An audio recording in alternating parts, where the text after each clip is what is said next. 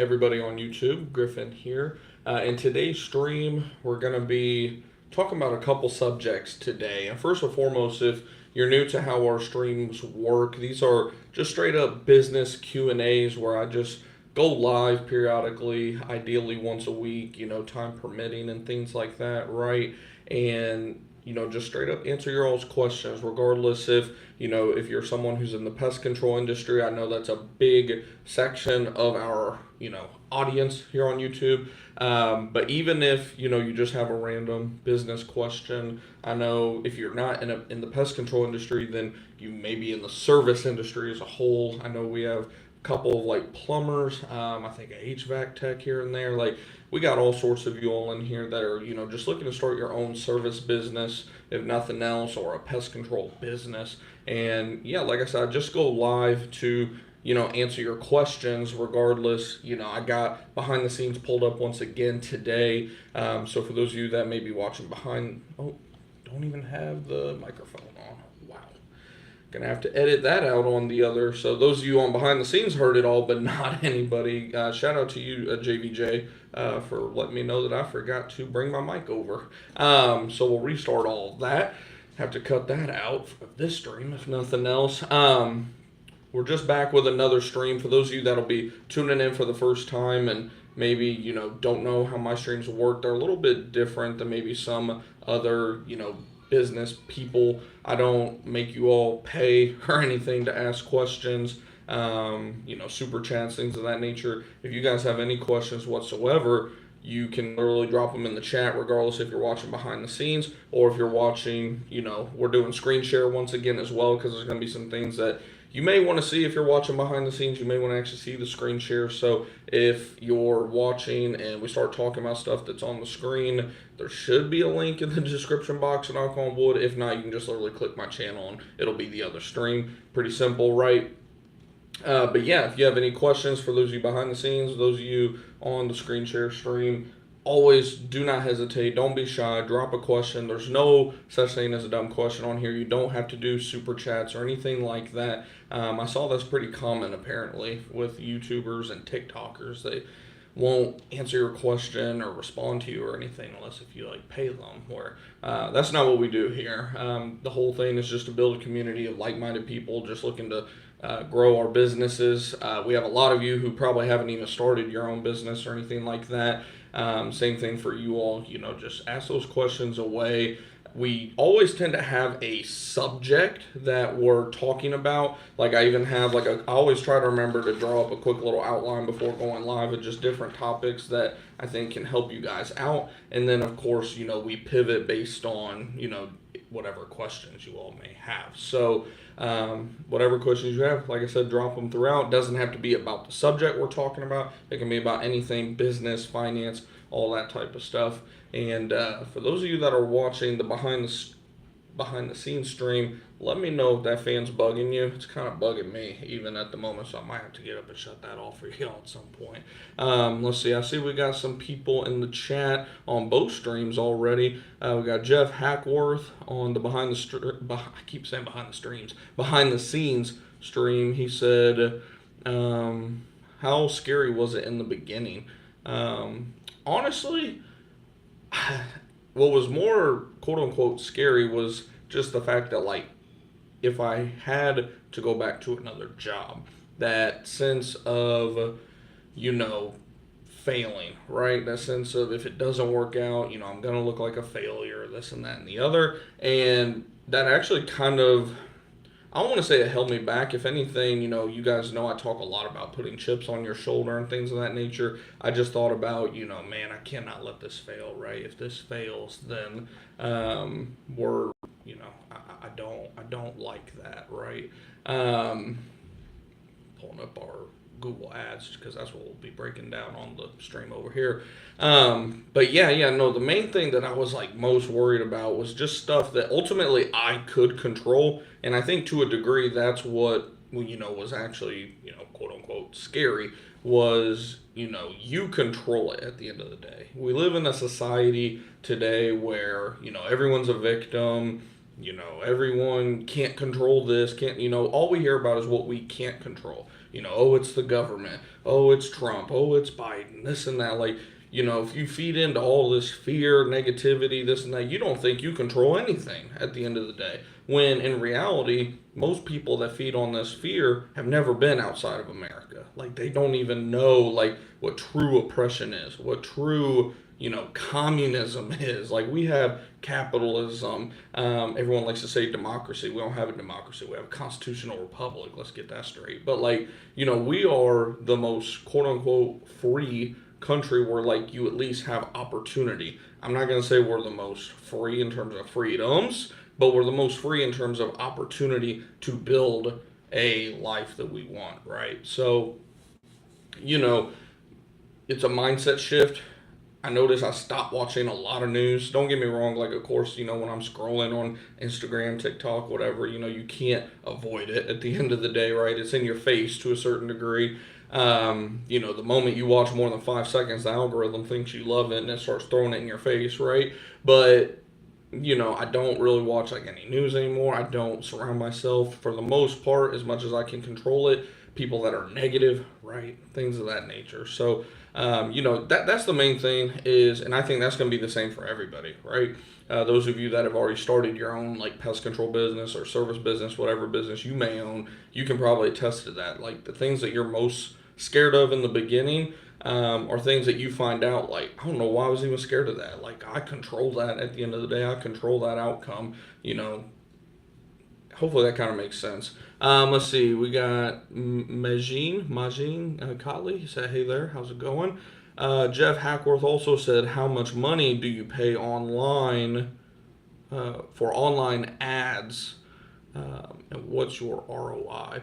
That's something that, in terms of the true ROI, that's something I calculate usually once a quarter. I actually need to do that because we're in April now. So that's something that I have a video idea, I guess, for you guys. I can do like an update on like total ROI for Q1 of 24, or Q1 of 24, Q4 of 23. Honestly, it was not the best. I mean, we had quite a few, like 3 or 4 customer acquisitions, but then we started messing around too much with the campaign, which that's something I even talked about, I believe, on this recent video that I uploaded this week for you guys about Google Ads and things of that nature. I forgot exactly what the whole point of that video was because it's already been 3 or 4 days, but I know for a fact one of the things that I brought up is when you're making tweaks, be careful not to make too many tweaks, right? There's so many things. If you go and watch all these YouTubers, this and that, including myself, when it comes to like any advertising platform, Facebook ads, Google ads, whatever the case may be, you can mess around and tweak your ad to the point that, even Google's like, what do you want, right? So I always say, like I said in that, make a tweak here and there. If it's little tweaks, go ahead and make 2 or 3, but if you're making a big shift, only do like 1 at a time, test it for a week or 2, things of that nature. But yeah, my downfall in terms of, why Q4 running those ads in November, well, it was really the end of November, so December specifically, was definitely more learning, in all honesty. It was a lot of learning. We're finally to the point to where, like, we're actually not really spending much at all. Like yesterday we spent $25 on 1 click apparently, but we're really not. I mean, I can show you all of March and April, those of you who are watching on the screen share, and I'll tell you guys who are watching on the behind the scenes. So from March 1st to April 5th, we only spent $97.68 on Google Ads. We had 163 total impressions. That I'm misspeaking. That is just for our spring, because I was like, wait a minute, where's all my activity? That is from technically March 14th. Yeah, because that was when we fired up our spring campaign. I'll go back and look at winter here in a second as well. But so from March 14th till now, we've only spent $97 and change, got a conversion, 5 total clicks, so we're paying just under $20 a click roughly, and yeah, 1 conversion so far. And the reason for that is because now we have almost kind of over optimized the ad, as crazy as that sounds. Again, I went over a lot of this in this week's video. It's like a, I think, 15-minute, maybe 20-minute video, just kind of going in depth, giving you all some tips on Google Ads that I had to really dig for to find. I didn't find a lot of videos on YouTube about it. So, hopefully maybe again, like I try to with my channel, fill a void that, I see that, no one's really talking about. So definitely watch that video if you haven't already. But we got to the point where we actually kind of over optimized this ad. Those of you who are watching the screen share can actually see this yellow line, impressions. There were literally days like in the middle of the week, Wednesday, 1 impression, Thursday, 0 impressions, Friday, 1 impression, Saturday, 2 impressions. Like, we had actually kind of over optimized this ad. And again, I went into super far depth already on this, so I'm not gonna like rehash it all.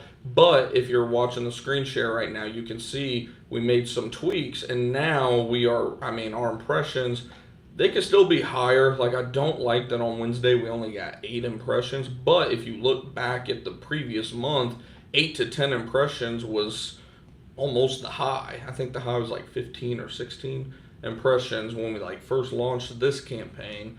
Where now, like, the moment I made an edit, we went from 2 impressions up to bam, 23 this last Monday, 18, and then, like I said, dropped a little on Wednesday to 8, but then back up to 12 and 14. Like, it's heading in a positive direction at least. So again, when you're not hiring this stuff out and you've never done this before, you got to take into consideration there's going to be a learning curve.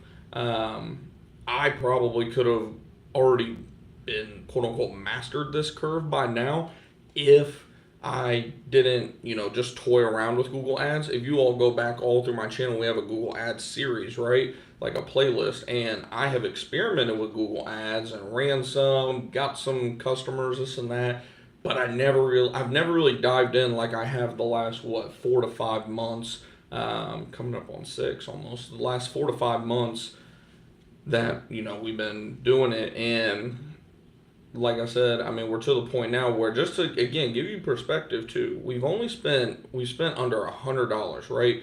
But our ad budget for this ad group alone is $200, or no, this campaign that is $200 per day.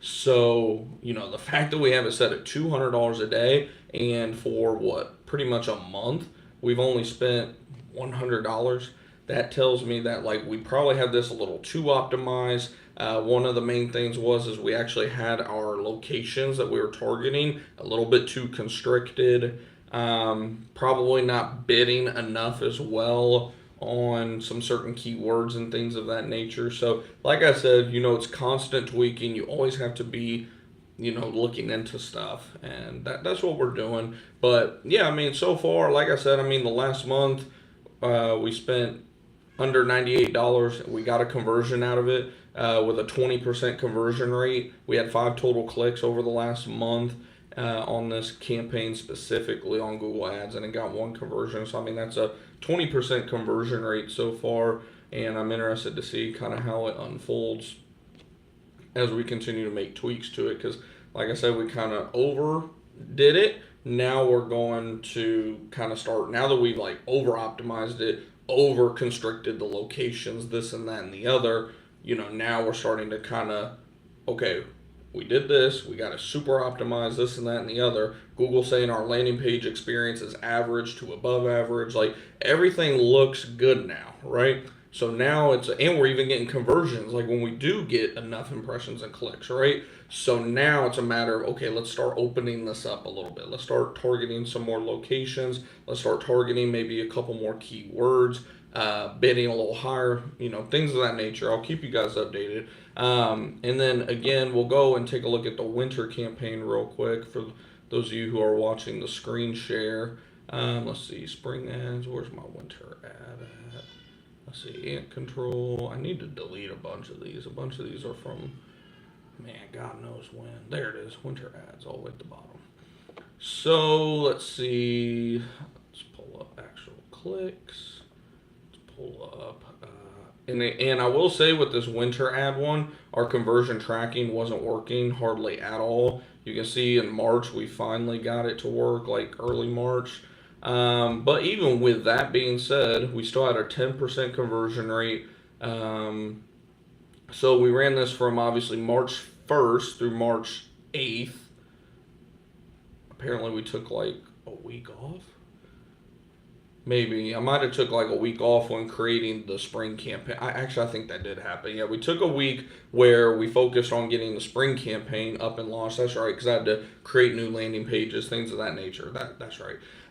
We took a week off doing all that stuff, right? But we ran this for what, pretty much a whole week, and in that week we had 10 clicks, one conversion, average cost per click $16 and change, total cost $162. Um, so what, over the last month, essentially, month and change, we've had what, 15 clicks, two conversions, total cost of about what, $250, something like that. So our cost per conversion going from that side of things is a little high for my liking. However, the spring campaign so far, like we said, it seems to be doing pretty good. I mean, we'll see kind of what happens. What has changed? Spring. I don't know. Either way. So yeah. Long answer, I know, but hopefully that helps. Man, we got a lot of y'all in the two chats this morning. Let's see. Let me pull one from our chat for our people that are watching the screen share. Tropical Fruit Loop says, I prefer residential, but I think commercial is more profitable. No, it is not. It is definitely not more profitable. Tropical Fruit Loops, especially when you're getting into like apartment buildings and things like that, there's virtually no money in the apartment game. However, I don't mind for the most part restaurants and things of that nature, restaurants, gyms, as long as they're willing to pay us, right? If they're not willing to pay, then, it's not a big deal. We tell them, hey, whenever you want the best company, give us a call, right? But it's definitely not more profitable. It will add to your top line, add to your evaluation. That's why a lot of companies will literally bid each other to death in terms of undercutting one another, because just the sheer volume in terms of, we're adding to our top line. I mean, say you land an apartment complex that's, we'll just list off a random number. Not that this is accurate or anything, but let's just say you bid it at $25,000 a year. That's $25,000 a year that you're adding to your top line revenue. So, that's kind of more so for, in my opinion, once you're kind of larger, you've got employees, this and that and the other. When you're first getting started, like I said, I would stick more to, again, from my experience, I have multiple gyms, I have a lot of restaurants. I'm trying to think. When I do apartments, it's mostly for individuals, as a matter of fact, where the company that's coming out sucks, right? Because why? They underbid these jobs, they're on a time constraint, they're overworking their guys, and then you have to come in to actually solve the problem. Pretty crazy. But yeah, that's my 2 cents. JVJ says sales tax permit finally came in. Next is getting insurance suggestion is great. Then applying for business license. Awesome. Yeah, we use, like I said in a previous stream, we use Lipka for our business insurance because they're like specifically designed for like pest control companies. And usually your first year or two, they're not really gonna. I've been with them now. This is what, year 3, I believe, and I'm only paying, which for really good coverage, I'm only paying, if I recall, like $900, roughly $800 to $900 for the year. There's going to be no 62, said kids here. I'm thinking about relocating to further north where housing is cheaper. What would be your suggestion in regards to marketing? I was thinking about adding that area to my website. Yeah, definitely add it to your website without a doubt, right? Whenever we're expanding our service area, which I'm about to go through as well because I'm moving closer to a suburb of Dallas called Greenville, which is, has some population to it. And normally I would never service that area because it's about 50 minutes to the east of where I live. However, I'm moving out east about 25 to 35 minutes, so they're going to now be within like 10 to 15 minutes of me. So I would be dumb to not target them now, right? So what I'm going to be doing over the coming weeks is doing the same thing, kits, which is creating web pages for those service areas. Another thing you can do, if specifically these are new developments, is doing what's it called, EDM marketing. I haven't yet, but I am really thinking about in either May or June running an EDM campaign for some new developments, seeing what happens. Right, it definitely takes a little bit of money, but you know, all it takes in most cases is a couple customers to get out of that, and you know it's worth it, right? So there's a couple things you can do, and then of course just old-fashioned door-to-door. Worst case scenario, Google ads, Facebook ads. Again, Facebook ads, that's going to be more so kind of brand awareness, at least from my experience with pest control ads on Facebook. Again, we've run a couple $1,000s now worth of Facebook ads, and it seems like nothing more than brand awareness from our experience. Let's see, we got all those answered. Let me see. How's it going, Karate Chick? Going over here to the behind the scenes chat. Majin, let's see. It's pronounced Majin. I do like to try to get people's names right. Let me see. It's Majin Cali, but I do have a question. It's quite long. I want to start my company while working at my current pest control company. I'd like to file for an LLC, get an EIN, get the business bank account going, but I don't want to start till next year. Do I have to attach my license to my company right away, or can I get my ducks in a row? In Texas, from what I recall, your pest control license, like you, the individual, can only be attached to one company at a time. Like you can't, at least from my understanding, like I always say about anything licensing and all that related, always check with your Department of Agriculture first. Just literally call them up, let them know they don't have a horse in the race. They're not going to route you out to your employer, right? So do what you got to do, but like I said, from what I understand, at least here in Texas, like you have to be, your licensing is like dedicated to one employer, one business, things of that nature, including yourself, if you're going into business for yourself. I personally, like, I get what you mean. Like, you want to be like prepared that way whenever you go ahead and say quit, lose your job, whatever the case may be, you want to hit the ground running, right? But don't get it twisted. Like, it's not a hard process. To put in perspective, I lost my job before even being certified, right? I had 4 days to study my ass off for these tests, passed it literally on Halloween of 2020, and then by the middle, as a matter of fact, of the following week, I had all that stuff in place. So, that's not something that you necessarily need to worry about per se. I would, I definitely, like I said, I understand being, you want to have all, like you said, have everything in order. But like I said, if you want to go that route, just call up the Department of Agriculture, let them know kind of what you're thinking. You're like, hey, I want to do this, but like I'm not even trying to like start yet, but I want to have all this set up so when I'm ready, I can just go. Can I even do that first and foremost? And if not, then obviously you can't. If so, then you can move forward, right? Hopefully that kind of answers the question. Yeah, I don't know what stock doc even said, whatever that means. Let's see, we got any chat so far? Yeah, no, looks like we're all caught up on questions, I believe. Let me double check. Yeah, looks like we're all caught up. If any other questions, I see we got a total about 8 to 10 of y'all tuning in so far.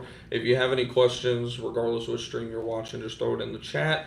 Like I said, otherwise we'll just kind of hop right in. Again, if you're new to me and new to the streams are more Q&A based, so if you have any questions about starting up your business, growing your business, whatever the case may be, just drop it in the chat. If you don't know who I am, of course, it's your first time tuning in behind the scenes or, wherever you're watching the stream. Of course, my name is Griffin Thomas. I own my own pest control company, specifically in the Dallas, Texas area, Preferred Pest Management. We've been in business for about 4 years now. And on my channel overall, I just kind of document my overall business journey.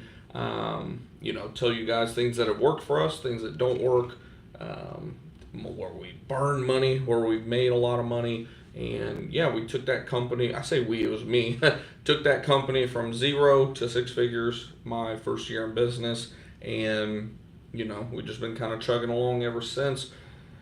We're hoping to hit 7 figures ideally by the end of 2025 in terms of recurring, but we'll see what happens, right? Got a long way to go, got a lot of stuff to learn, and like I said, the whole point of my channel is more so just to teach you guys things that I like. Everything that I learn, I'm like, man, if I knew this day one, if I knew this before I started, like, I'd be just light years ahead. I would have went to 0 to 6 figures in like 3 months instead of a year, right? So if we can speed that process up for you guys, then that's awesome. At the end of the day, I love hearing your all stories as well. We've got a bunch of you who've been watching the channel for over a year or two now, and I'm starting to hear a bunch of your all success stories, and it's just cool to see. And by the way, whenever you start getting successful, do what I do, post it. Like, that's what YouTube and all this is for. It's for all of us to share information with each other. I don't think social media, YouTube, all this stuff was designed for BS at the end of the day. I don't think it was it may have been. We could go down a whole rabbit hole with that, but I don't think it was designed to speeding up to degrade our society like it has. I think it was originally designed to, for everyone to collaborate with each other, share ideas, and, just grow much quicker. Let's see.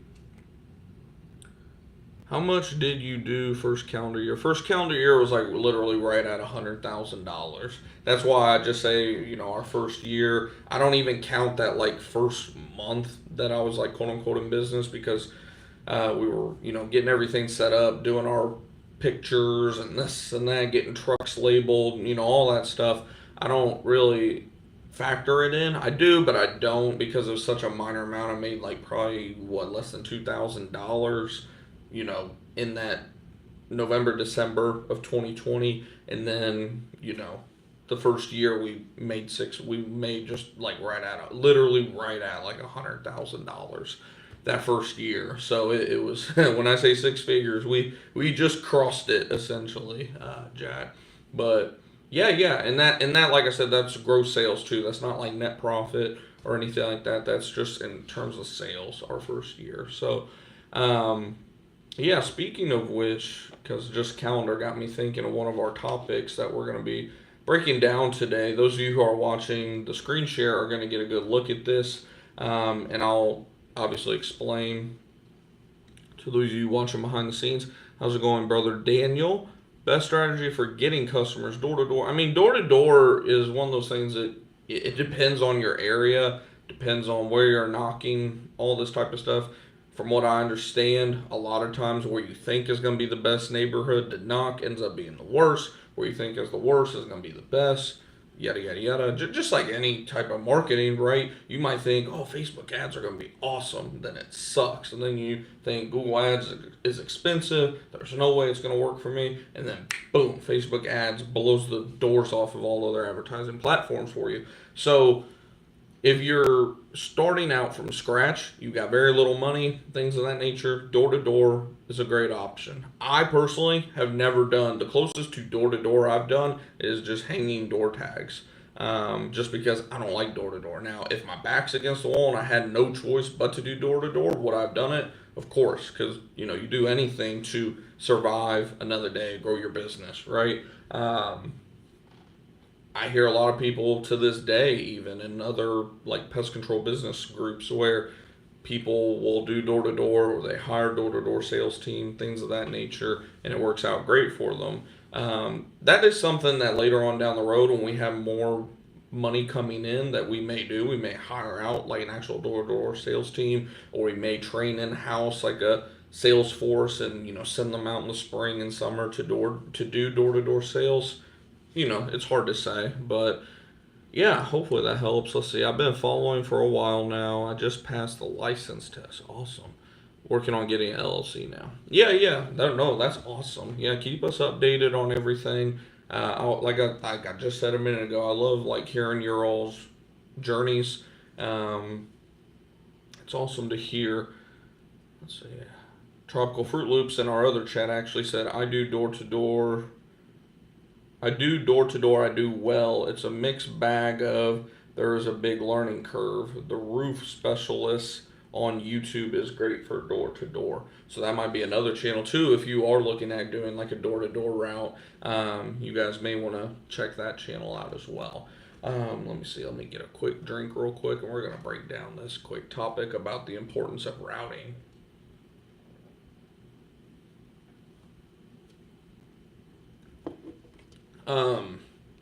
So I was literally just thinking about this yesterday. Those of you who are watching the stream, while we're sharing the screen, I got my GorillaDesk CRM pulled up right now. And you guys can probably see wow, we have a wide service area, right? So just to give you all some perspective, this is the furthest stop east this month, right? And this is the furthest stop west, which is a monthly account every month. Google local service customer that we just make just enough to make it worth it. As you can see, we always plan it whenever like we're already heading out west. Even the distance from this point to this point is over half an hour. Like, it's a solid drive. But where I'm going with this is the importance of having a good CRM for routing purposes is like second to none. Of course, you can do the old school method of getting out a map, putting pinpoints, like, one of those old school blown up maps that you like put on the wall, right? You can do that. You can definitely do that. Put pins for every customer, this and that and the other. Why? Why though? Why would you waste all that time, effort, energy, and money still, because you still have to buy that stuff, when you can literally have a CRM that you can literally do all this for within minutes?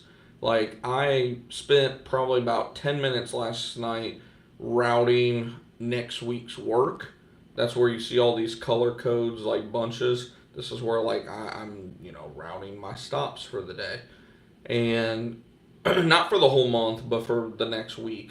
And if I did not have a good CRM in place, this would be miserable. Oh, there is our camera. Kind of messed up. Ooh, there. Technical issue here. What we got? Are we good now? Come on. Hopefully that's better. Yeah. Back to my point with the CRM. And if you all are watching right now and you don't know this platform, this is GorillaDesk.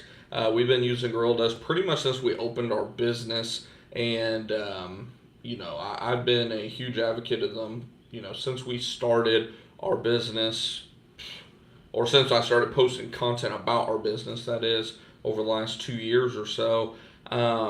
If you want to try them out, by the way, they did finally hook us up with like a good little coupon or whatever you want to call it, like a referral link for you guys. It should be in the links of both description boxes, specifically in my LinkTree. It'll just say like try GorillaDesk free or something like that. They're giving you guys with that affiliate link or whatever you want to call it, they're giving you 14 days of that pro version. It's like $100 a month usually, for free for 2 weeks, no strings attached, anything like that whatsoever. And again, that's the pro version as well. And I always like to mention that I'm an affiliate just because, just being transparent with you guys. But at the same time, you guys that have been watching for a while know that I don't sell you guys any BS that I don't use, right? Like, I talk about GorillaDesk all the time. We've been using them for 3.5 years now, and they haven't upped the price ever. They continue to add more and more features. And that's a good combination for me. Like, I love when a software or a service that I'm paying for doesn't go up in price, but they keep adding features to it. Um, what's there not to like about that? And then also, whenever I was comparing, because I didn't just dive right into GorillaDesk, right? I actually started out my first few weeks using just Square appointments, right? Because we had a Square website, we were using Square as our credit card processor, and it just worked out to use Square appointments originally, right? Like their calendar. It was awful to do though, so I looked at other ones like BryoStack, Field Routes, things of that nature. And while some of them may be slightly more advanced at this moment, one, they weren't whenever I was looking at them, and two, they've always been astronomically more expensive. We're talking 2, 3, 4x depending on which one you're looking at and which package you end up getting. Where, like I said, GorillaDesk, again, you can get it as low once your little trial period is up, right? For as low as like $49 a month for the cheaper version, which I wouldn't suggest using. It's just too limited, in my opinion. Or, the $99 a month one, again, this is just from my experience, my opinion. And even if, like I said, you don't use GorillaDesk, use something else. The main thing is making sure that you are able to pull up not just a calendar of your customers, but a map to where you can literally move the jobs around very easily. Like I said, I sat down for less than 20 minutes last night before shooting a quick little short for you guys, reminding you guys about the stream. I took less than 20 minutes to literally map out my next week in terms of our stops for our route.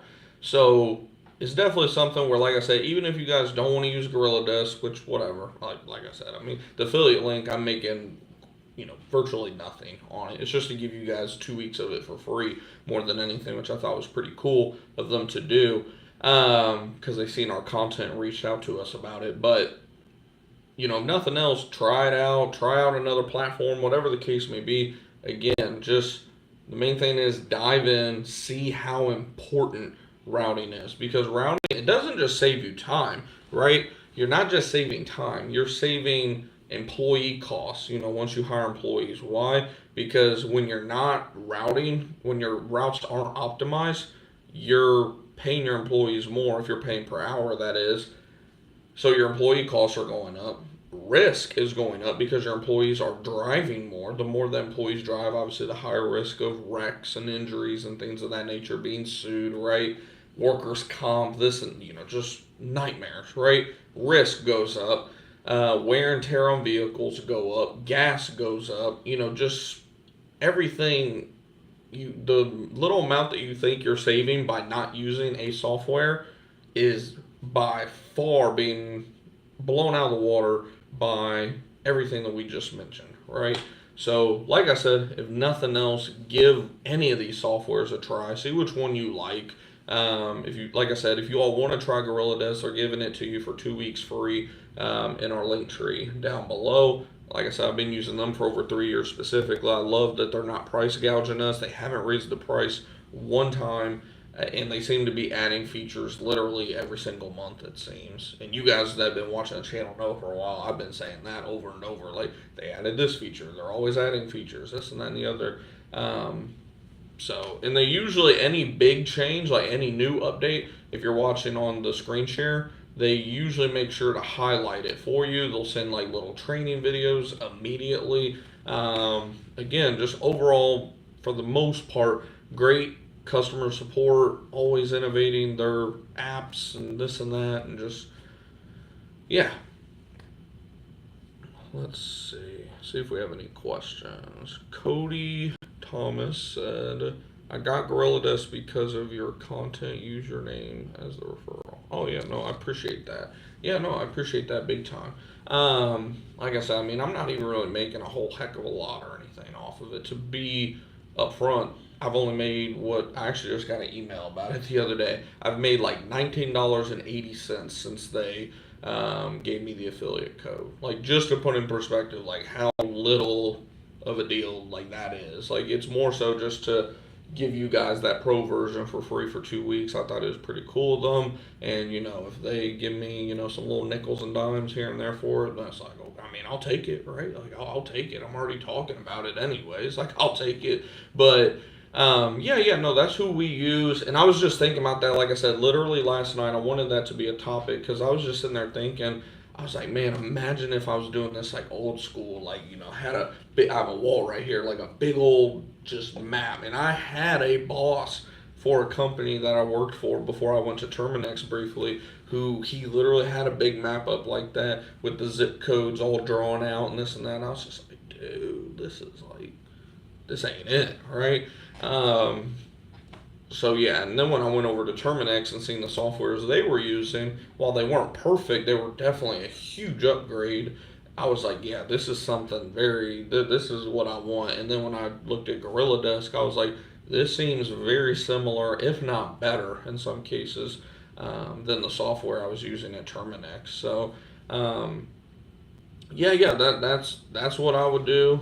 Routing is, like we said, so important. I might even, as a matter of fact, try to do some research for you guys before like our next stream, maybe, or maybe I'll do like an update, like an actual video about the importance of routing, and do some research on like how much having routing set up saves you, or maybe even the opposite, like how much money companies waste by not having proper routing in place. Because like we said, I mean, risk goes through the roof because your employees are driving more. We won't rehash out the whole list. We just listed it out kind of one by one. But, overall, it's going to save your business time and lots of money, which obviously correlate. So, yeah, let's see if we have any questions real quick. Nothing so far. Yeah, we'll go ahead and head into this next topic. Let's see, there was a couple others I wanted to talk about real quick. Oh yeah, we kind of already broke down our Google Ads update overall, but we'll hit on that again real quick for anyone that's just now tuning in. Google Ads update for the last week or so. I guess we can just do last 7 days. Last 7 days, there really hasn't been a whole heck of a lot going on. We're only running our GPC ad group, of course. We made some pretty big updates this last week specifically, which has definitely raised our impressions up. And we're finally starting to actually get some clicks, because there for a minute, like I mentioned earlier, our ad was actually limited because we went from targeting a whole lot of locations down to targeting probably 5 to 6 zip codes total, which if you know anything about the Dallas-Fort Worth area, 5 or 6 zip codes really is not a lot. I mean, this area has, I don't even know how many zip codes. I'd say 100, it feels like. So to be targeting only 6 zip codes, we were really narrowing down this ad in terms of targeting and this and that. We've opened that up a little bit. I think we're now targeting something twice as much, something 10 to 15 zip codes maybe. So that, along with adding some more keywords, upping our cost per click. I'll give you guys a look for those of you that are watching on the screen share stream here on YouTube. Let's see. Let's go to audience and keywords, search keywords. Take a look here if this will load. Here we go. Take that off. Take that off. Okay, here we go. Let's see. So as you can see now, we did raise some of our CPCs. Pest control near me, we raised that up to $32 max CPC. However, you can see that they only have charged us $25. And our impression share is pretty damn good. I mean, didn't mean to scroll down. Our impression share is at almost 60% over the last week. CTR is a little low. I do find that interesting. I may need to mess around with my headlines a little bit, to either headlines or descriptions, something of that nature, to get people that are searching for pest control near me related terms to want to click on that a little bit more. So I'd definitely like that CTR to be at least doubled, ideally. We aim for a minimum 5 to 10% CTR, ideally. And then obviously from there, conversion rate of 10 to 20% is ideal. But with one click, obviously, there's not enough data over the last week to be able to tell. We do have this search term here. How much does an exterminator cost? Which I'm debating going ahead and removing that because it is generating some traffic for us, some cheap traffic too. You know, around $10 a click is what we've paid ever since. You know, I could go back 2 or 3 weeks, and that's about all that we've paid for this search term. However, as far as I know, it has not resulted in a single conversion. So it's one of those things where it's like at some point you just gotta, just because it's a cheap keyword doesn't mean it's a keyword that necessarily you should pursue, right? Test it out. If after 10, 20, 50 clicks you haven't gotten anything from it, probably time to move on, right? So we do have that, and then let's see, the search term pest control, we raised that from like $25 to $30. Why? As you can see, estimated first position bid right now, $42. Stupid. Estimated top of page, meaning like those top 2 listings, $39. But looky there, our impression share is still pretty high, 48.5%. If we're getting close to 50% of impression share, that's pretty good. That means for every 100 people searching for pest control, pest control search term, we are showing up 48 to 49 times. Like, that's pretty good, especially when we're bidding, $9 to $13 under the top of position bid. So, we had 17 impressions, no clicks last week. In all honesty, I'm gonna raise that one too. I'm gonna raise it right now from 30 to 32. That's what we're gonna do. I don't like having to pay this much for clicks, but we're in the busy season, and with busy season comes all the advertisers, right? And what does that do? Supply and demand, right? Whenever there's very little advertising money going around, obviously CPCs drop. That's why in fall and winter months, pest control terms are in my area, which is a very, very competitive area in the Dallas, Texas area. Pest control related terms will drop like 50% during those months. But now we're getting to the point where those of you who are watching the screen share can probably see, I believe. Let me scroll over to the right a little bit so you guys can see this. Because I think the chat might be blocking you a little bit, so I'm going to scroll right. Look at some of these estimated first position bids and estimated top of page. They're all practically $40 on up. Got a couple in the 30s. Again, that cheap one around $10, but most of them are considerably high. So, if you want to get impressions and want to get clicks, you got to pay. It's pay to play at the end of the day.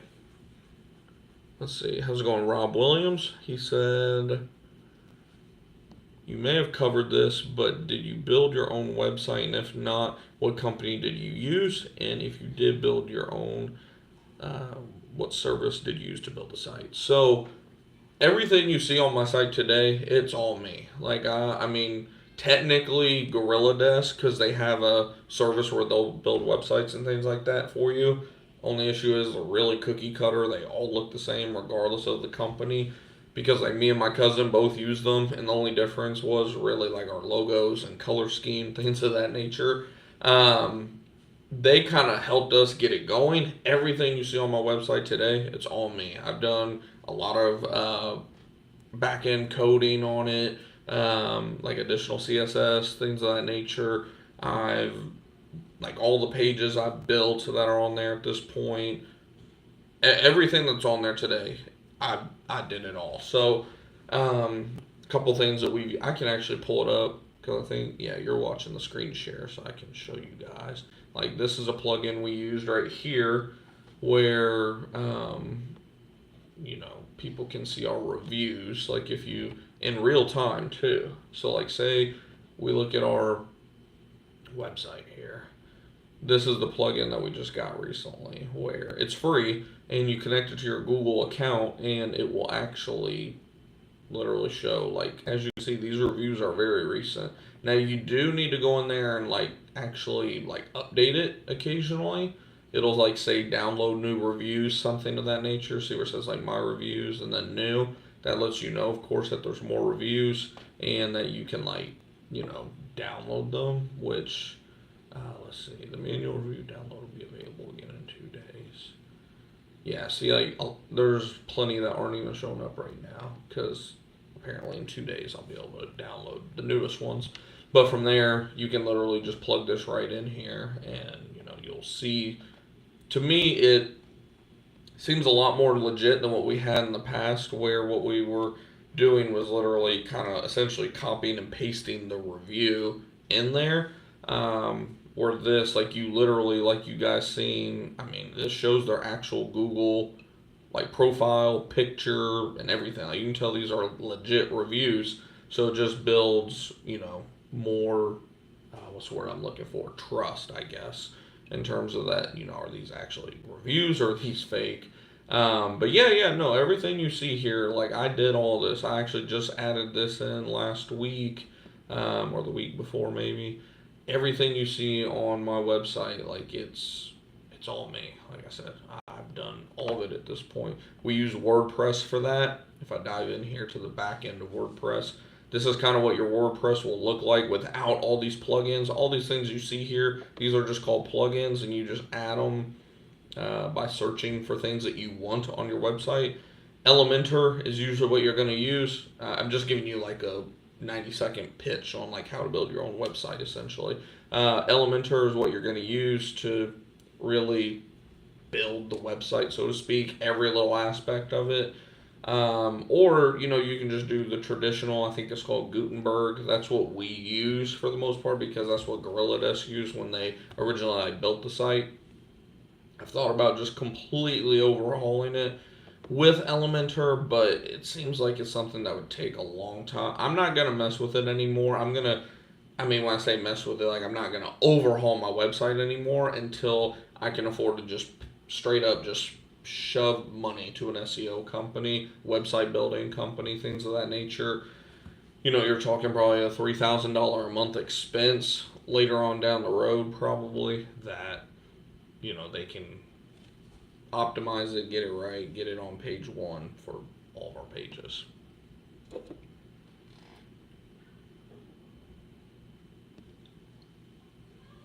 Let's see. What were we talking about though? Oh yeah, going back to the Google Ads here. Let's see. Was there anything else that I needed to do on this end? I don't know why for pest control service we're not getting impressions. That's kind of weird. We are getting some impressions. Let's see. Impression share 66%. Pest control Plano only about 28%. Pest control Rockwall we're now up to 55%. Royce City 40%. Can't believe they're raising these costs per clicks like this. I remember when Royce City it was like $14. Now the average is 37. Like my God, we're gonna raise ours to 25. And that's the other thing. Whenever you have your ad structure properly, your landing page experience is good. This and that. Google's gonna reward the advertisers that are doing what Google wants with lower costs than companies that are just doing what they want to do, right? So definitely pay attention to the things that Google. Now don't go all in, don't do like the auto, let Google run your ad, right? But definitely gear your ad to what Google wants to a degree, and you'll notice that less than 10%. You'll notice that Google's going to be very, very rewarding for that type of stuff. We got 100% of pest control Murphy. So apparently only one person this last week searched for that. That is interesting. We're going to leave that alone though because we're kind of right in the middle of that top of page. Let's see. 0. Pest control Plano. We're going to leave that alone.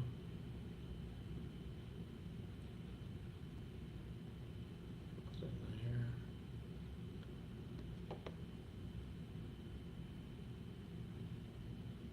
Yeah, I think I'm going to go ahead, like I said, I'm going to pause this. I'm pausing that cheap term is the how much does an exterminator cost? Just because, like I said, I mean, it's getting clicks, but you know, why spend the money if it's not converting? Like, let's just go back to the last 30 days for that search term.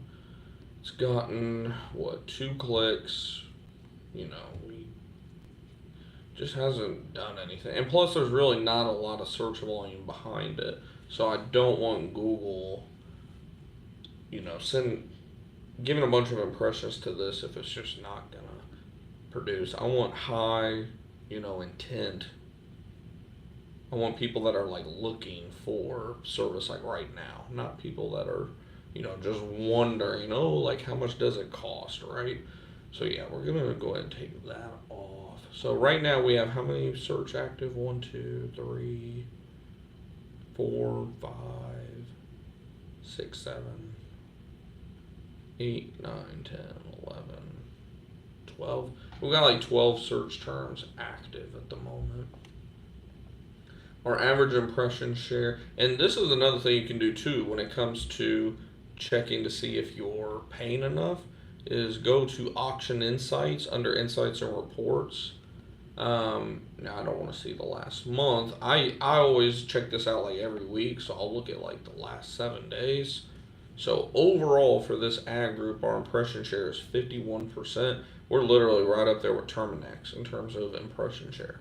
So that's pretty good. Our overlap rate, that tells me that, we are the terms that we're bidding on are very, very, very similar. Their overlap means like how often our ads are showing together. That means, when you type in pest control near me, things of that nature, and there's those top 2 results, that means, it's going like Terminex, preferred pest management, or maybe preferred pest management and then Terminex. And the position above rate, that means, when we're talking about who's above who, they are above us 67% of the time. And they're at the top of the page 78% of the time. That tells me they are the ones, when we're looking at where it says like $50 per click, things of that nature, they're the ones that are, surprise, surprise, pushing that rate up. Same thing with Orkin here. Sure, Orkin's only getting 15% of impression share, but they're at the very top of the page, or this is just top of page. So top 2, 82% of the time, for Terminex 78% of the time, and then the absolute top of the page, Terminex is at 54%, Orkin's at 50%, we are at 25%. Which, when we actually look at this, I don't know what the hell Go USA Pest Control is, but when we look at this in terms of percentage, like, we're not doing bad. I mean, we're ahead of Active, who's only at 7.7%. We're ahead of Barrett, which you all probably don't know Barrett, but they're a pretty big company down here, a big local company. They're only at 12.5%. Let's see. Who else are we above? I think that's pretty much it. But yeah, I mean, like, we are ahead of a lot of our competitors. Let's see, outranking share. The outranking share, that means like how often you guys are showing up in the same search query, but they are outranking you. At least I believe. Let me double check. Is how often your ad is ranked. Is how often your ad is ranked higher. Okay, so no. I had it flipped. It's how often your ad is outranking their ad in that query, not the other way. So we are outranking Orkin 47% of the time, Terminex 36% of the time, Allsafe, which is another big company, 43% of the time, whatever the hell pestservices.net is, 50% of the time, Active 50%, Barrett 50%. So we're all really going at it, is what I'm getting at. Whenever you look at all these percentages, we are all like going to war right now in terms of like who is getting the impression share, who's getting the clicks. The main thing is impression share. The ones who are going to win impression share are the ones that are going to get the clicks. Because obviously, when you're at 10% or less, like most of these companies are on this list, who's above 10%? 1, 2, 3, 4, 5 of us. 5 out of what, like 11? 1, 2, or no, 5 out of 10. I'm not even going to count Go USA Pest Control because they're right at 10%. So literally less than half are ranking above 10%, and or impression share, that is, at 10%, where only us and Terminex right now are at 51. That's crazy that we're both at 51.06 too. Like down to the exact decimal, we're at the same in terms of impression share. And we're getting more impression share than Orkin even. We're at 15.6%. And again, this is just the last week because I like to look at that data week to week because stuff changes so fast, especially during busy season, that you really want to stay on top of that. Let's see. Shepherd of Death. How's it going? How many trucks route? I'm still on my main route right now. I'm just literally growing this route until I cannot do it by myself anymore, which we're getting very close to that. We're at that point where, like, one, my wife is having to help me. Like, she answered probably, my God, at least 6 phone calls this week at the minimum, maybe even more. She may answer a dozen. I have no idea. She answered quite a bit though.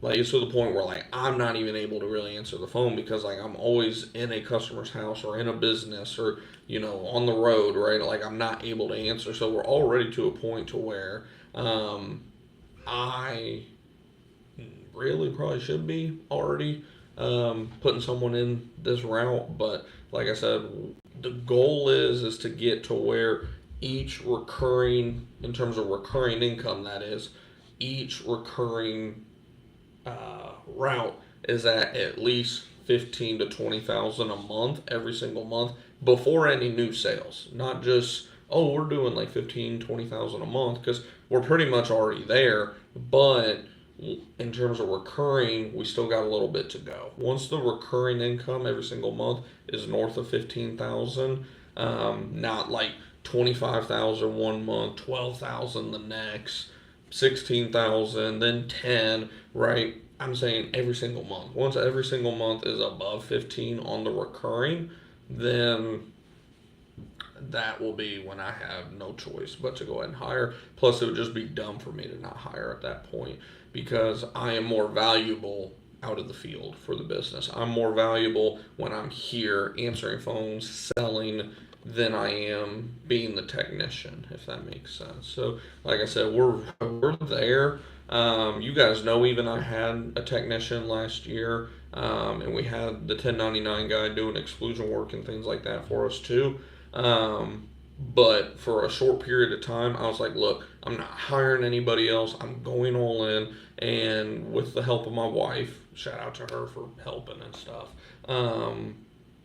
She's actually pretty good at selling too, by the way. She took someone that wanted just a one-time service and sold them on the recurring. So a little bit of tapped, little resource there. But,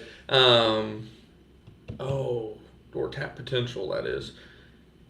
My whole point is like I'm sacrificing a lot of my time. You guys probably have even noticed, like, I'm not uploading as much content lately. I mean, I'm still uploading it when I can for you guys, but you know, there for a minute I was uploading content like daily for you guys, where now I've really pulled back. I'm uploading like maybe one long form video and then maybe a short here and there. And then of course we do our live streams like once a week for an hour or so.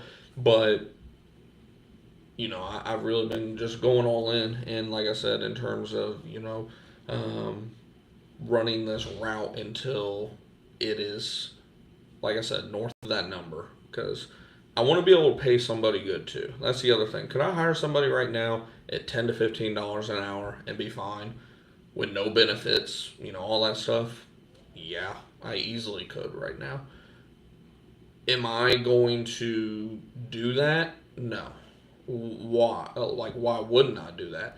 Just because, to me, at the end of the day, whenever I start hiring, like, to me, it's much easier to build the company on a firm foundation with values, principles, you know, all this stuff, and then to try to backpedal after the fact, if that makes sense. Because if I talk a big game about like, oh, I want to be able to pay my employees good, or at least the best that we can in this industry, right? Obviously, you're not going to make $200,000 as a technician, right? Like, no, just can't. Like, there's just no way, right? But at the same time, like, I can't talk a big game about like I want to take care of my employees, and then the very moment that I'm able to hire them for chump change, $10 to $15 an hour, right?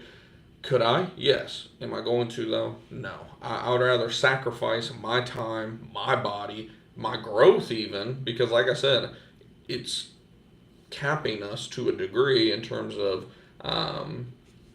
quantity of stops we can do, quantity of leads we're able to take in, all of this type of stuff when I'm out in the field like I am. So like I said, we're getting very, very close, but as of now, it is still back to being just me. How's it going, Bryson? Let's see. My business has officially been in business for 5 days. What's up with it? I've gotten 13 sales from door to door and family and friends signing up. That's awesome. 8,400 in sales too. Cool. We like to do bi-monthlies and bill monthly. When you do treatments, do you ever wear a face mask to help with inhaling chemicals that might get in your face? Whenever I was doing mosquito treatments specifically, with like a tomahawk blower or still blower, I would wear, the respirator deal, whatever you want to call it. I would wear that. For the most part, though, in terms of doing general pests, no. If you want, I would say an N95 mask would be good enough. And even then, like if it's that windy where like it's like blowing up in your face and things like that, then one, we're not even legally supposed to be treating. But I do get the point too, though, of like even if it's not windy, like obviously there's those particles are very small, like you're still inhaling it. I will. That's another thing. Going back to employees, I'll always have that stuff available. Where like I'll tell them straight up, like, hey, you should probably wear this. You're inhaling the stuff at the end of the day, but I'm gonna leave it up to the employee too. But I'm gonna have that stuff available because at my previous employers, you had to pretty much buy your own if you wanted that, which I thought was kind of BS. But yeah, no, I don't. I talk about it a lot with people that I'm on the phone with, old coworkers and stuff. How I'm like, man, we should probably be wearing masks whenever we're doing this stuff, right? But it's just one of those things where it's more up to you, like your personal preference, I guess. If it's windier, one thing I do have, speaking of wind, is I have a face shield. It's like a tinted face shield too. On top of that. And what I'll do is if I can tell, like maybe it's not windy, but there's gusts, right? Like it's not windy one moment and then, super windy the next. I'll wear a face shield just that way. If nothing else, I'm protecting my skin too. Because when you're using these microencapsulated chemicals, whoo, buddy, do they burn. Jeff said, what's your monthly pesticide cost? It depends, man. Like that can vary so much. Like on a average low volume, like we're not getting a bunch of Trelona bait station installs, this and that. Low maintenance standard month, which I don't like, by the way. Like I prefer to have to be buying more. The more we're buying, the more we're selling, right? But on an average month where we're not having to buy a bunch of Trelona and big cost items, our chemical costs right now are in the hundreds. I mean, you're talking $200 to $400, maybe $500 a month. Where on really really busy months, I've spent $2,000 in a month before. So if I were to put an average on it, I would say 300. Which again, I know it's gonna sound like a wide range, but if I were to put an average on it, I would say like $300 to $1,500 a month. Again, just if I'm putting an average on it, that is what I spend. Lately, I've only been spending, $300 to $500, I would say, per month. Part of that is because we've done a lot of Trelona bait station jobs, and how we do it, if a customer cancels, we go pull the stations. We don't do what some companies do where we leave the stations those stations are worth a lot of money, right? Like a case of stations now is like $350. Speaking of which, not that I'm affiliated with Viserys or anything, they're just my main supplier that I use. They are running promos on Termidor products and Trelona products right now through the month of April. So if you need any of those, definitely go look at Viserys. You do have to upload your licensing with them, but they have pretty good deals on that stuff. But my whole point is, as a case of Trelona is like $350 now, plus tax. So when a customer cancels that, we go pull them. And from customers canceling just throughout the years, I've got probably enough to do 5 or 6 new starts worth of Trelona stations. So I haven't really had to buy any Trelona stations in a while, just the refills.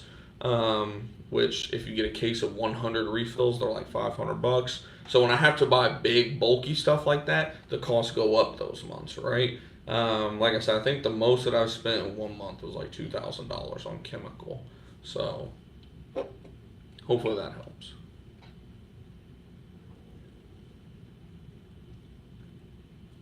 Last topic of the day before we head out of here, because we have a showing, one last showing for this house that we're about to move out of.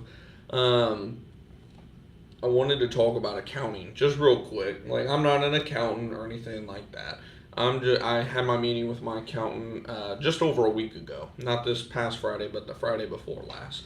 And I went in there based on what my QuickBooks was showing, this and that and the other, thinking, well, probably going to have a little hefty tax bill this year. I got a feeling we're probably going to have to pay at least $5,000, if not more, in.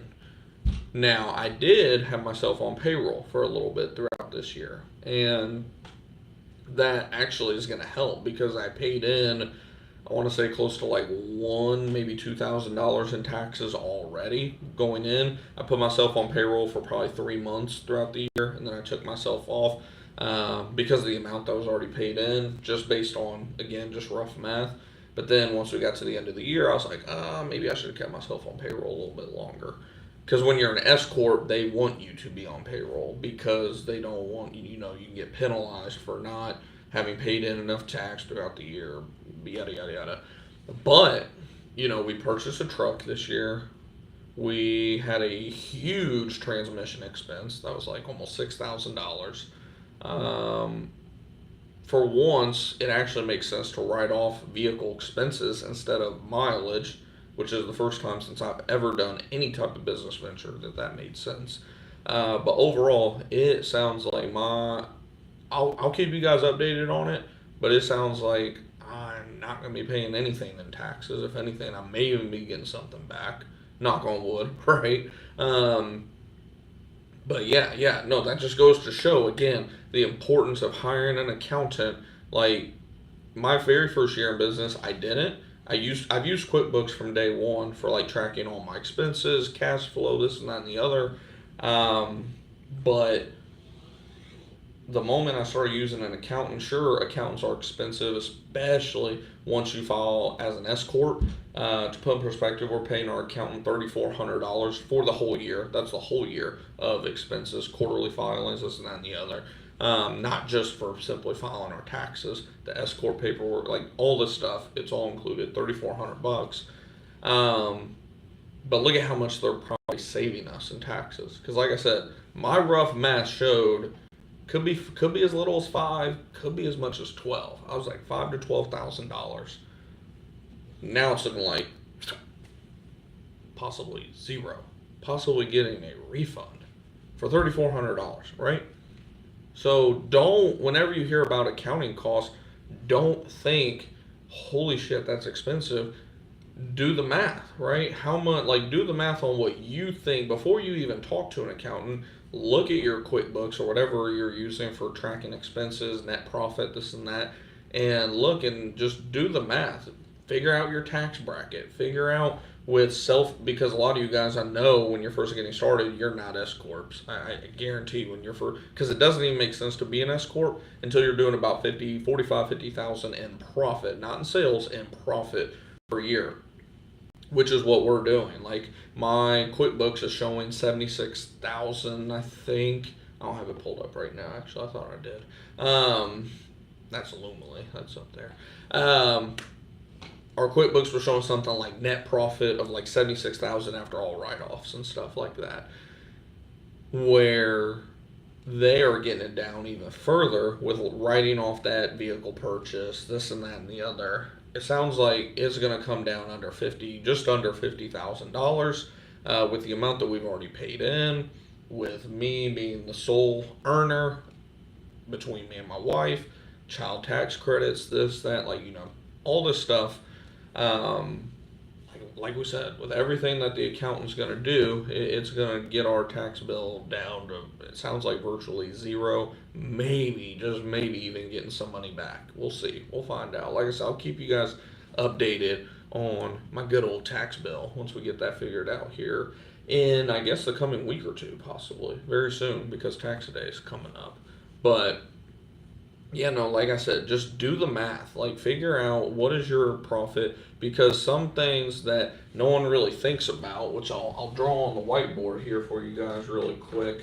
I don't know if you'll be able to see this real good on the, let me do it this way. We'll go in here so both of you guys, those of you watching the behind the scenes stream, as well as, here we go. There we go. We got full screen now.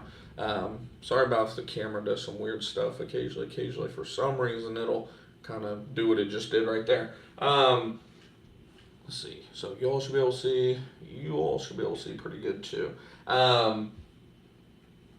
So when we're talking about taxes and tax brackets, so of course you have your normal tax bracket, right?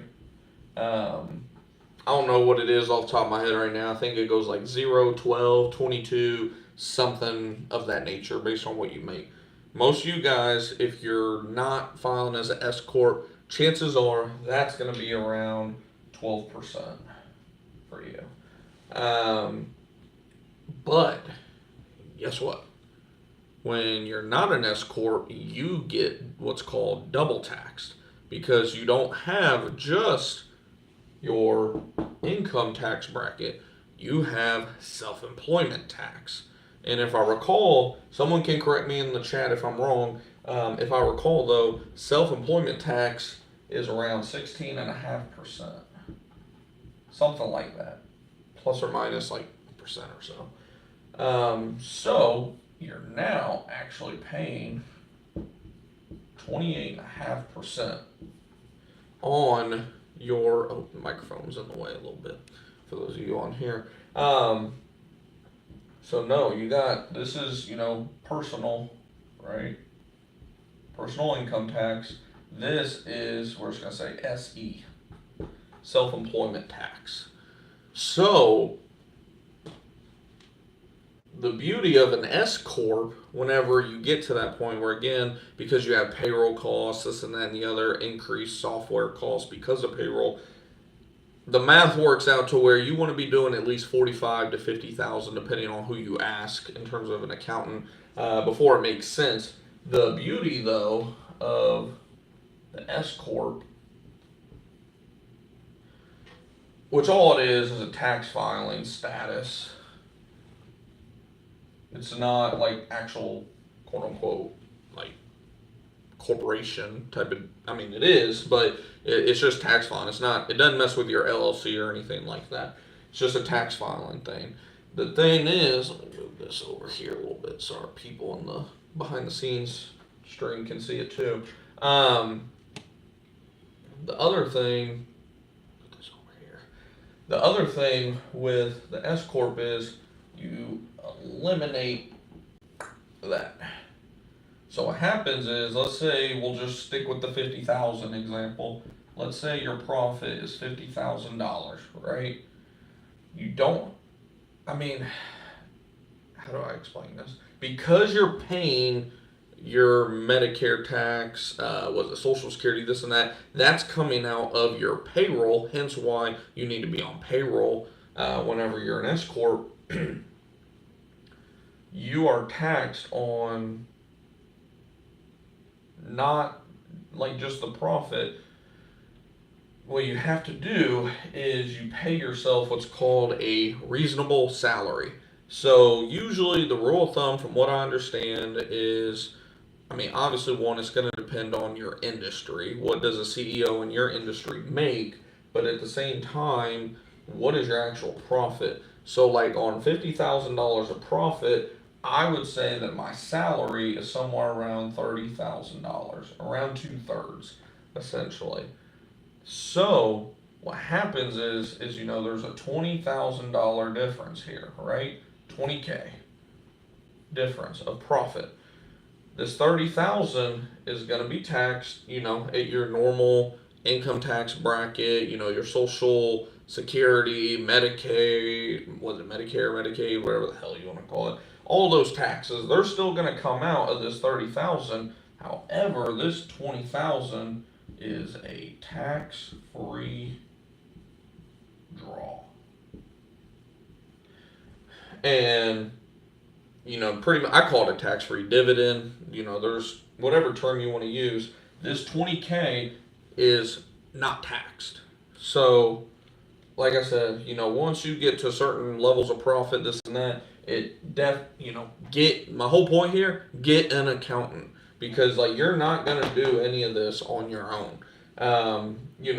The guy who paid, 28.5% on $50,000, he's going to end up paying.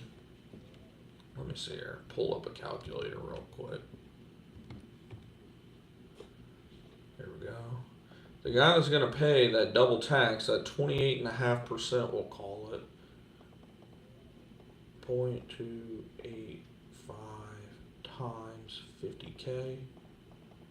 He's going to end up paying about 14,000. What? 14,250 is the tax liability.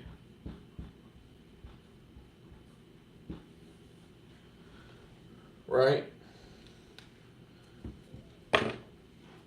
The other guy, 30,000. What does that end up coming out to? Let me see if I can do it on my calculator real quick, because you have to calculate it a little bit differently. 30 times, oops, times 0.12.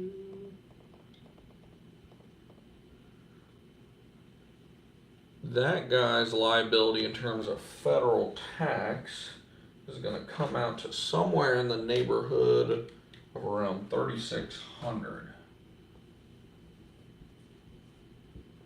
Now, that's federal tax. Of course, like we said, you're still going to have your little bit of the Social Security, this and that, that's coming out. And that's the other thing. Because you're on payroll, all of this should already be set up to where, you're not having to go in there and like have a big giant tax bill at the end of the year, right? So, like I said, I'm not an accountant. That is why I hired an accountant. But as you can see, that math we were showing right there is going to save you, how much was it? Like $10,000, just in terms of the whole S Corp side of things. So, definitely, like I said, do the math to the best of your ability. If nothing else, go talk to an accountant. Usually you can go and have a consultation with them for free. Nothing else, just go talk to them. I can't stress it enough. Once you start doing sales, go talk to an accountant. Because last thing you want to do is get banged over the head to start the year with a 10, 20, 30, however many thousands of dollars of a tax bill and be going, oh shit, what now? Do you use QuickBooks, and what's the learning curve of keeping your own books? It's pretty simple, to be honest. As long as you stay on top of it, it's not bad at all. Like, I pressed one button wrong once and messed up my books, and it took the accountant like a couple minutes to fix. Overall, it's not, the only thing that was a little confusing for me is the whole reconciliation process, but from what my accountant was explaining on that, even that is very, very simple. A lot of it's on YouTube too. Like, whatever you have a question about when it comes to QuickBooks, usually there's a YouTube video for it, like anything nowadays, right? So no. If we don't have any more questions, we'll probably go ahead and start wrapping up. It's crazy. We've already been live for almost an hour and a half again today. As always, I appreciate you guys tuning in. Hopefully, you guys did get some valuable information from the stream today. If you did, do me a favor, regardless if you're watching behind the scenes or if you're watching what we were sharing our screen today. Do me a favor, smash the thumbs up button if you guys did get anything from it today. If you're just tuning in, hopping in, feel free to rewind it all the way back. Like I said, we went over a lot today. Our main topics were routing, overall advertising, Google Ads update, importance of accounting, and then of course answering all of your all's questions throughout the way. If you know someone that you think could benefit from this stream, do me a favor and share it with somebody. I don't advertise this YouTube channel or anything like that, so the only way we grow is through you guys sharing the content and all that type of stuff, and people finding us on basic YouTube search and all that type of stuff. Lastly, if you didn't know, of course, we're now uploading a lot of the content to our podcasting platforms. So whatever podcasting platform you listen to, you should be able to find us on Real Life Entrepreneurship with Griffin Thomas. Link to the Spotify one specifically is in my LinkTree down below. If you have any questions or anything after this goes from a live stream to a video, definitely just shout it out in the comments down below. Otherwise, I will see you guys in the next one.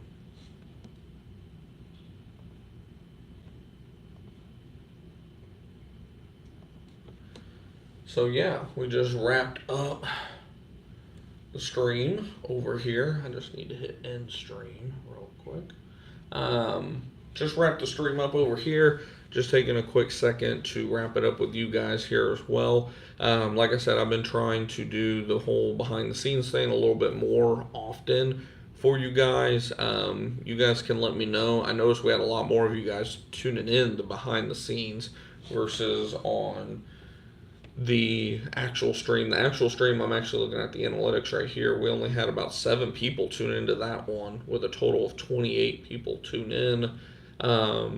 Where up until the last few minutes, we've had consistently 5 to 10 of you guys in here, if I recall. So yeah, it seems like we're kind of split in terms of those of you that like the behind the scenes versus hopping over to the screen share version. You guys can let me know. There will be videos and streams in the future as well where we're not even doing a screen share and we're just doing this vertical format.